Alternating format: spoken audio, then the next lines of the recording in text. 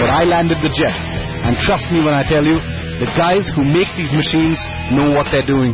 Flying the Gripen is like playing a video game. Nothing qualitatively different, nothing whatsoever. For aviation aficionados, what I've just been lucky enough to do is the holy grail, the final fantasy, the touchstone.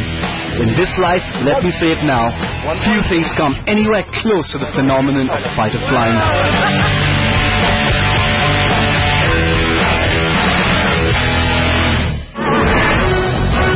Truth be told, the Gripen type I'm flying is actually just a fraction of the version that's actually on offer to the Indian Air Force. If this Gripen I'm strapped into is such a beauty, the one on offer to India is much more a beast. The Gripen IN is a robust advancement of the Gripen that I'm flying, an airplane built to fight in airspace already thick with stealth and other fifth-generation technologies. With outstanding agility, an all-new cockpit, a formidable new combat radar, double the range and endurance, and an all-new engine, the Gripen IN is an airplane that has become an audacious legend long before its time. The aircraft is very easy to fly. You realize that in the simulator, you realize that in the air, and that makes it possible for the pilot to focus on the weapon system, the sensors, the EWS system, to stay alive in the combat zone and to do the mission, to perform the mission.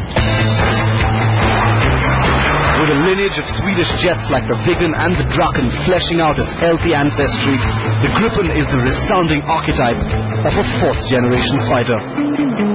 But apart from the stuff that makes it a flying weapon, the Gripen is also unique for the circumstances under which it was first built. First off, the Gripen was designed for performance flexibility, effectiveness and survivability in air combat, the stuff any Air Force would want from its mainstay fighter aircraft. But there was a deeper, more robust requirement that has proven as challenging, if not more, than all the others. The Swedish Air Force wanted an aircraft that was both technologically advanced as well as cheap to buy and easy to maintain. And with those two crucial requirements, the makers of the aircraft have come through with dramatic success. The Gripen happens to be one of the most cost-competitive fighter aircraft to own and operate today, a fact its makers hope will hold a great deal of sway in the Indian competition. Interestingly, Saab, the makers of the Gripen, have tied up with the Tata Group to customize the Gripen for India's needs in the event that it wins the competition. Many believe the Gripen is an underdog in the competition, pitched as it is under formidable contenders from the US, France, Russia and the European Union.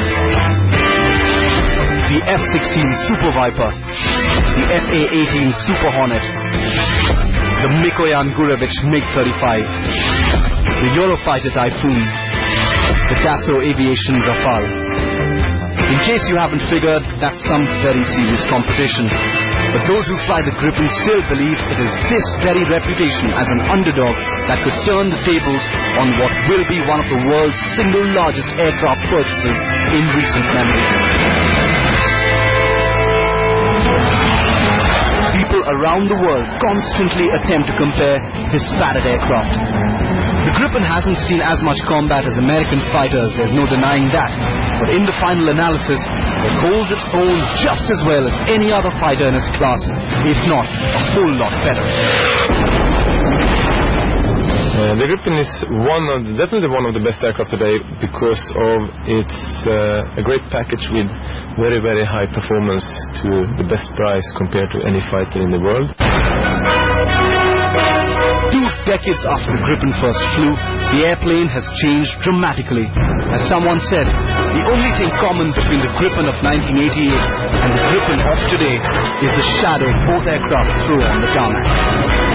We're going to slip into a very short break right now, but when we come back, I'm going to tell you just how the JAS-39 Gripen fits completely in with the Indian scheme of things. Stay right where you are.